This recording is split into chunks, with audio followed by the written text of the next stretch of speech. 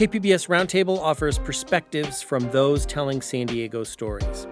Join us for weekly conversations with reporters and storytellers, adding depth and context to the headlines driving the news in the San Diego region.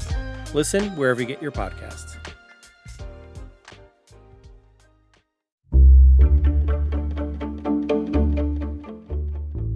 Good morning, I'm Lawrence K. Jackson. It's Monday, February 23rd. Elected officials were denied entry into the Otay Mesa Immigration Detention Center. More on that next, but first, the headlines.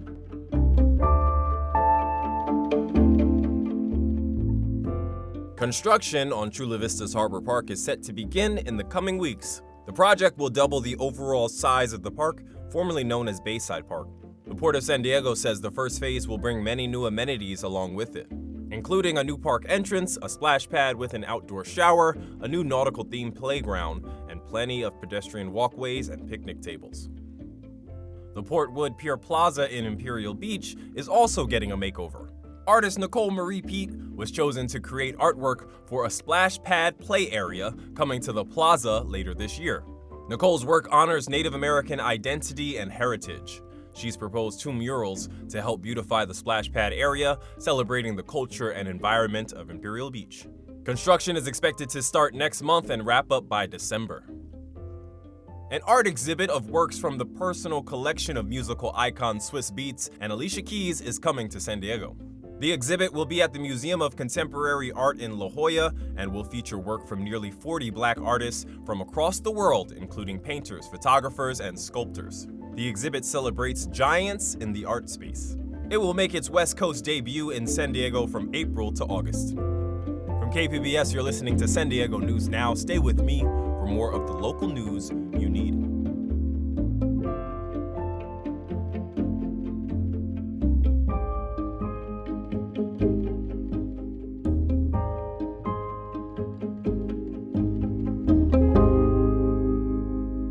Corporate Underwriting on KPBS offers a unique opportunity for brands to demonstrate their corporate social responsibility as public media brings light to important causes. Your investment can showcase your brand's values and commitment to the public good. Email corporate support@kpbs.org.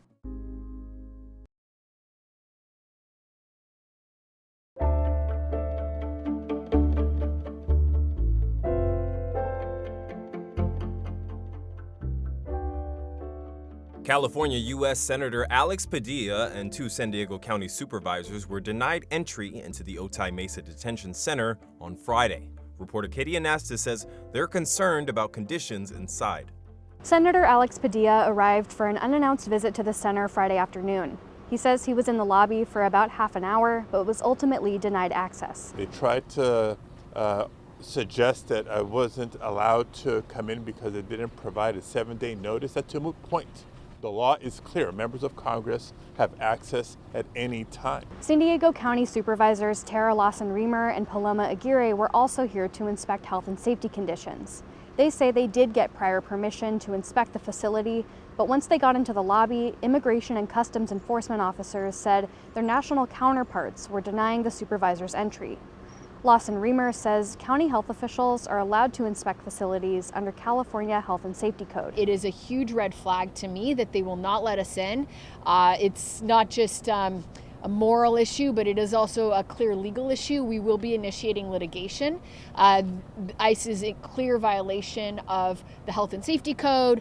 CoreCivic owns and operates the facility. In an email, the company told KPBS that it was cooperating with the county public health officer for a visit. The supervisors say the county's chief medical officer was only allowed to inspect the kitchen and medical bay, and that means he wasn't able to do a complete health inspection. Katie Anastas, KPBS News.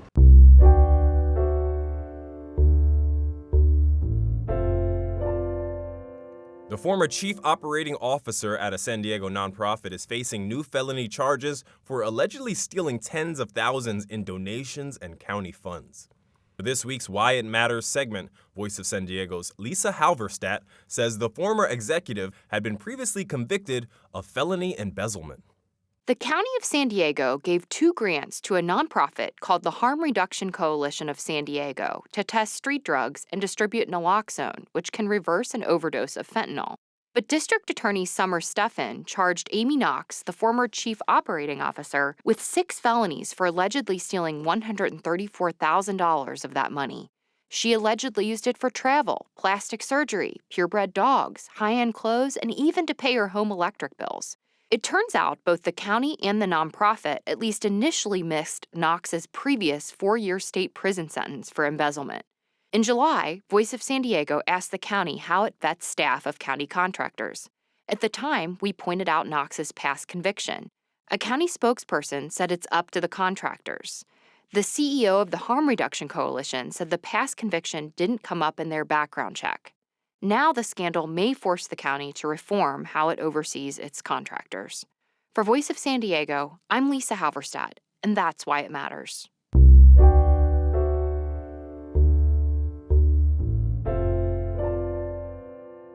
Just a few months after closing down, a Barrio Logan institution is coming back.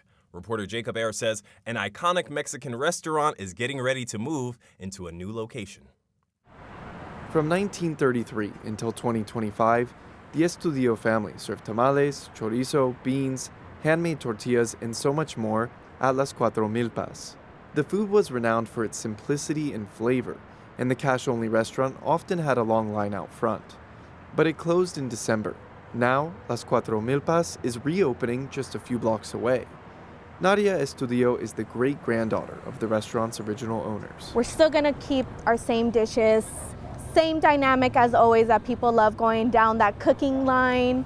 We're gonna keep all that the same, just of course a few tweaks and upgrades there along the line, but it's for the best. Estudio says those upgrades include decor and merchandise for sale, and she says they'll start accepting cards for payment. The family sold the old restaurant property for $2.2 million. Estudio says it was due to financial issues that are being resolved. She hopes the new location will be open by Chicano Park Day, April 25th. Jacob Ayer, KPBS News. The new Chula Vista Entertainment Complex is underway in the South Bay and hopes to draw film production away from LA. But arts reporter Beth Accomando says Kearny Mesa already has an active studio space where shooting for the feature film Concert Heroes just wrapped up. Stephen Mark grew up in San Diego. When he decided to make Concert Heroes, he wanted to shoot here, and not just because it's where the story takes place. Promoting the San Diego film community is so important to me, so that was another big reason shooting here. So he filmed at Encore Event Center and Spark Studio, owned by Leo Katz. The entire property is 2 acres, 2 buildings. One is just a full-on event center, and then the other building, we do some events, but it's primarily used as a studio. Mark and his crew used every inch of space, says Katz. So they were able to take scenes that would otherwise have to be filmed in probably a dozen different places, and they found spots on the property that they could film here. So they're doing, I think, 10 pages a day, which is probably twice as much as any traditional film shoot. Concert Heroes wrapped shooting and is hoping for release later this year. Beth Accomando, KPBS News.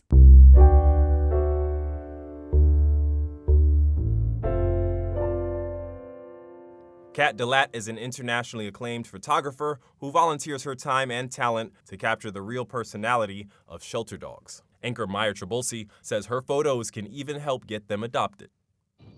Her images are powerful, elegant, and in 1/300th of a second, her camera captures the true essence of an animal, a moment frozen in time. I just like hanging out with dogs. Pet photographer Kat Delat tells the story of animals through her lens. An internationally acclaimed award-winning photography artist, her pictures are a momentary snapshot of the loving bond between people and their pets. It solidifies something that you can't touch, kind of, and I love that for people. Dog. And it is those human bonds she hopes shelter animals will find with her help. I just hope that people see a pet that could be a part of their family. For the past year, Kat has volunteered her time each month to take pictures of animals at the San Diego Humane Society. Yeah, Got it. Especially ones that have waited in the shelter for months without any interest. I really hope that I can make a difference by doing it. She says her images highlight the importance of showing each animal as the individual it is. Look at you. With its own story. A story that could take a positive turn for Doberman Maserati. Hi, handsome. We're just getting all the attention. His regal and sleek composition, complemented by his dapper bow tie collar. Oh my goodness. And by the looks of Napoleon, the uber fluffy, somewhat derpy German Shepherd. He's like, wait, there's treats? It would be an understatement to say they like it too. She takes her time, gives space, and lets the dogs lead the photo session, with lots of treats, toys, and water breaks along the way. She uses her full vocal range to make different sounds, and a high-tech tool. I cut this out of an old toy, so just a squeaker, but I use it as a whistle. Okay, not that high-tech, but a great way to get the glorious head tilt. Ooh, that was low. Good job, buddy. Look at us sit. The story of why an adult dog ends up at a shelter is always sad. In their intake photos, Napoleon and Maserati look like different dogs. Their soulful eyes reflect their insecurity and uncertainty of their new overstimulating environment. But with TLC and a little cat magic, their new glamour shots showcase their natural exuberance and often goofy nature. The eyes, the ears, the smile. Humane Society spokesperson Nina Thompson says cats' photos can really show a potential adopter what they're bringing home. Having volunteers take pictures like cat, it helps a lot because it lets these animals show their true personalities. Perfect. And with more than 750 adult dogs in their care, it takes a team with many different talents to give these animals a second chance. It doesn't matter what type of job you do for a living, you can probably help us with your skills. So photography or animal handling, we have our finance department for paperwork. So there's all kinds of ways you can support animals in need. It's not just by hands-on. And supporting the needs of animals is what Kat has squarely in her viewfinder. Look at him prancing. Like Maserati the Doberman. It's a good sit. Found as a stray in Paradise Hills, microchipped but unclaimed, he was adopted the day after his glamour shot was uploaded to the Humane Society's website. If I can change a life or two with them, even if it's like just one, that's amazing. Maya Trabulsi, KPBS News. Hi, Brittany.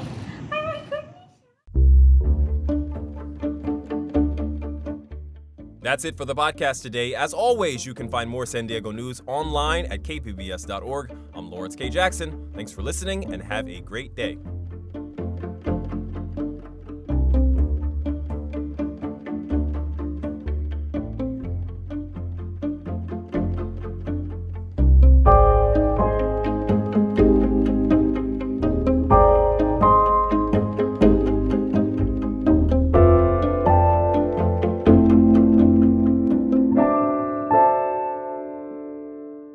KPBS has partnered with StoryCorps for the One Small Step program. We invite you to sign up to have a conversation with a person that may have different views, so you may talk, not about politics, but to understand each other better. Sign up at kpbs.org/onesmallstep.